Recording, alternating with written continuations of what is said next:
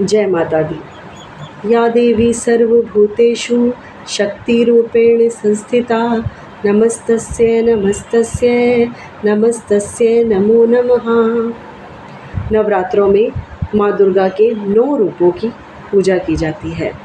पहला रूप जो है वो माँ शैलपुत्री।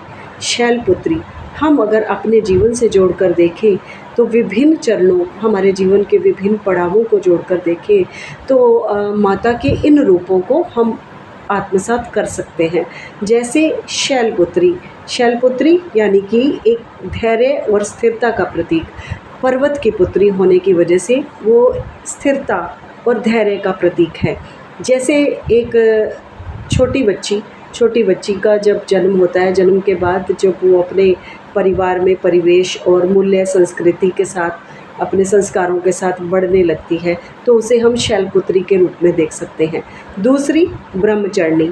अब वो लड़की धीरे धीरे बड़ी हुई और ब्रह्मचर्य को धारण किया उसने, यानी कि रजस्वला होने से पहले जब वो छोटी बच्ची, जिसको हम ब्रह्मचर्य के उसमें देख सकते हैं। और तीसरा जो है चंद्रघंटा।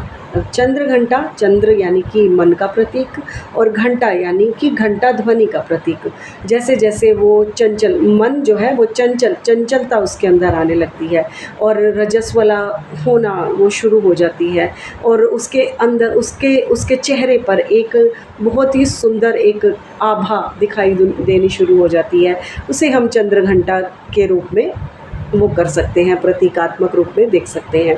चंद्रघंटा जैसे घंटा ध्वनि से हमारे जीवन के बहुत सारे डर और नेगेटिविटी दूर होती है।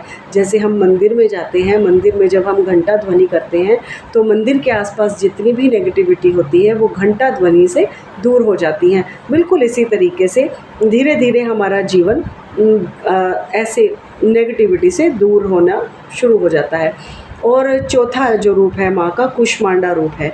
अब औरत में एक कुष्मांडा का मतलब होता है अंडे से उपजा ब्रह्मांड। ब्रह्मांड की सृष्टि माता ने अंडे से की है। इसी तरीके एक औरत के अंदर अंडे विकसित होने शुरू हो जाते हैं, जिससे वो एक नए जीवन को जन्म देने के लिए बिल्कुल तैयार हो जाती है।